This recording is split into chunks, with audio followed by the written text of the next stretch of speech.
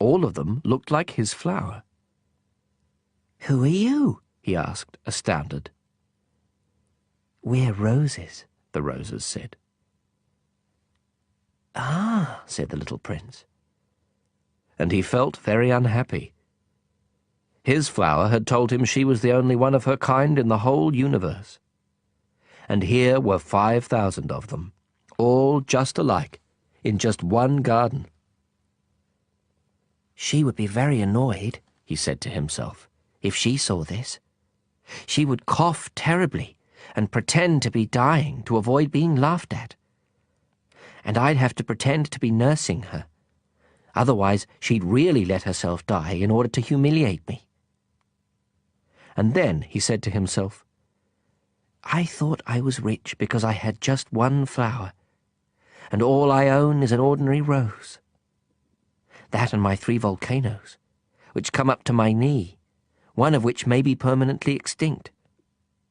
It doesn't make me much of a prince." And he lay down in the grass and wept. Chapter 21. It was then that the fox appeared. "Good morning," said the fox. "Good morning," the little prince answered politely, though when he turned around he saw nothing. "I'm here," the voice said, "under the apple tree." "Who are you?" the little prince asked. "You're very pretty." "I'm a fox," the fox said. "Come and play with me," the little prince proposed. "I'm feeling so sad." "I can't play with you," the fox said. "I'm not tamed." "Ah, excuse me," said the little prince. But upon reflection he added, "What does tamed mean?" "You're not from around here," the fox said. "What are you looking for?" "I'm looking for people," said the little prince. "What does tamed mean?" "People," said the fox, "have guns and they hunt. It's quite troublesome. And they also raise chickens. That's the only interesting thing about them. Are you looking for chickens?" "No," said the little prince. "I'm looking for friends. What does tamed mean?" "It's something that's been too often neglected. It means to create ties." "To create ties?" "That's right," the fox said. "For me, you're only a little boy just like 100,000 other little boys. And I have no need of you. And you have no need of me either. For you, I'm only a fox like 100,000 other foxes. But if you tame me, we'll need each other. You'll be the only boy in the world for me. I'll be the only fox in the world for you." "I'm beginning to understand," the little prince said. "There's a flower. I think she's tamed me." "Possibly," the fox said. "On Earth one sees all kinds of things." "Oh, this isn't on Earth," the little prince said. The fox seemed quite intrigued. "On another planet?" "Yes." "Are there hunters on that planet?" "No." "Now that's interesting. And chickens?" "No." "Nothing's perfect," sighed the fox. But he returned to his idea. "My life is monotonous. I hunt chickens, people hunt me. All chickens are just alike, and all men are just alike. So I'm rather bored. But if you tame me, my life will be filled with sunshine. I'll know the sound of footsteps that will be different from all the rest. Other footsteps send me back underground. Yours will call me out of my burrow like music. And then, look, you see the wheat fields over there? I don't eat bread. For me, wheat is of no use whatever. Wheat fields say nothing to me, which is sad. But you have hair the color of gold. So it will be wonderful once you've tamed me. The wheat which is golden, will remind me of you, and I'll love the sound of the wind in the wheat." The fox fell silent and stared at the little prince for a long while. "Please, tame me," he said. "I'd like to," the little prince replied, "but I haven't much time. I have friends to find, and so many things to learn." "The only things you learn are the things you tame," said the fox. "People haven't time to learn anything. They buy things ready-made in stores. But since there are no stores where you can buy friends, people no longer have friends. If you want a friend, tame me." "What do I have to do?" asked the little prince. "You have to be very patient," the fox answered. "First, you'll sit down a little ways away from me, over there in the grass. I'll watch you out of the corner of my eye, and you won't say anything. Language is the source of misunderstandings, but day by day you'll be able to sit a little closer." The next day the little prince returned. "It would have been better to return at the same time," the fox said. "For instance, if you come at 4 in the afternoon, I'll begin to be happy by 3. The closer it gets to 4, the happier I'll feel. By 4, I'll be all excited and worried. I'll discover what it costs to be happy. But if you come at any old time, I'll never know when I should prepare my heart. There must be rights." "What's a right?" asked the little prince. "That's another thing that's been too often neglected," said the fox. "It's the fact that one day is different from the other days, 1 hour from the other hours. My hunters, for example, have a right. They dance with the village girls on Thursdays. So Thursday's a wonderful day. I can take a stroll all the way to the vineyards. If the hunters danced whenever they chose, the days would all be just alike, and I'd have no holiday at all." That was how the little prince tamed the fox.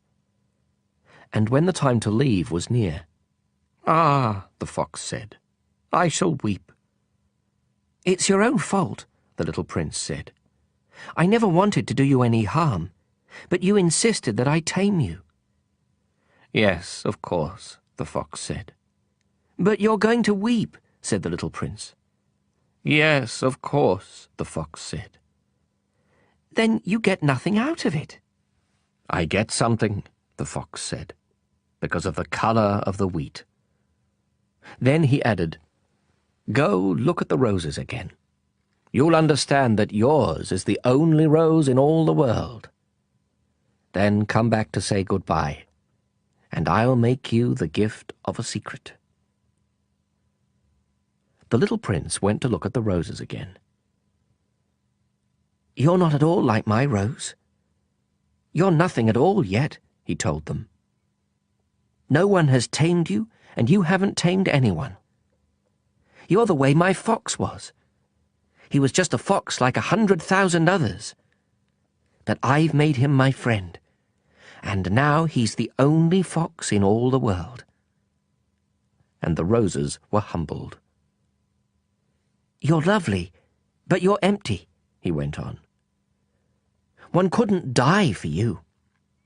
Of course, an ordinary passer-by would think my rose looked just like you. But my rose, all on her own, is more important than all of you together, since she's the one I've watered, since she's the one I put under glass, since she's the one I sheltered behind a screen, since she's the one for whom I killed the caterpillars, except the 2 or 3 for butterflies, since she's the one I listened to when she complained or when she boasted, or even sometimes when she said nothing at all, since she's my rose." And he went back to the fox. "Goodbye," he said. "Goodbye," said the fox. "Here is my secret. It's quite simple, One sees clearly only with the heart. Anything essential is invisible to the eyes. Anything essential is invisible to the eyes, the little prince repeated, in order to remember. It's the time you spent on your rose that makes your rose so important. It's the time I spent on my rose, the little prince repeated, in order to remember. People have forgotten this truth, the fox said. But you mustn't forget it. You become responsible forever for what you've tamed. You're responsible for your rose. I'm responsible for my rose, the little prince repeated, in order to remember. Chapter 22. Good morning, said the little prince. Good morning, said the railway switchman. What is it that you do here? Asked the little prince. I sort the travellers into bundles of 1,000, the switchman said. I dispatch the trains that carry them, sometimes to the right, sometimes to the left. And a brightly lit express train, roaring like thunder, shook the switchman's cabin. What a hurry they're in, said the little prince. What are they looking for? Not even the engineer on the locomotive knows, the switchman said. And another brightly lit express train thundered by in the opposite direction. Are they coming back already? Asked the little prince. It's not the same ones, the switchman said. It's an exchange. They weren't satisfied where they were? Asked the little prince. No one is ever satisfied where he is, the switchman said. And a third brightly lit express train thundered past. Are they chasing the first travellers? Asked the little prince. They're not chasing anything, the switchman said. They're sleeping in there, or else they're yawning. Only the children are pressing their noses against the window panes. Only the children know what they're looking for, said the little prince. They spend their time on a rag doll, and it becomes very important.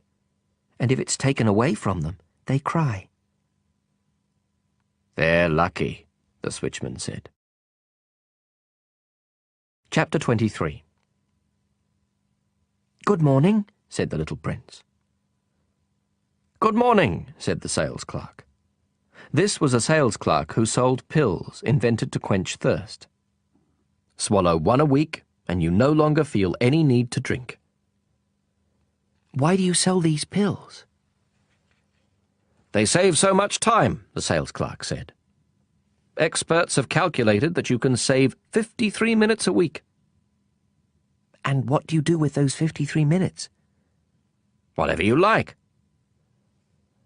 If I had 53 minutes to spend as I liked, the little prince said to himself, I'd walk very slowly towards a water fountain. Chapter 24.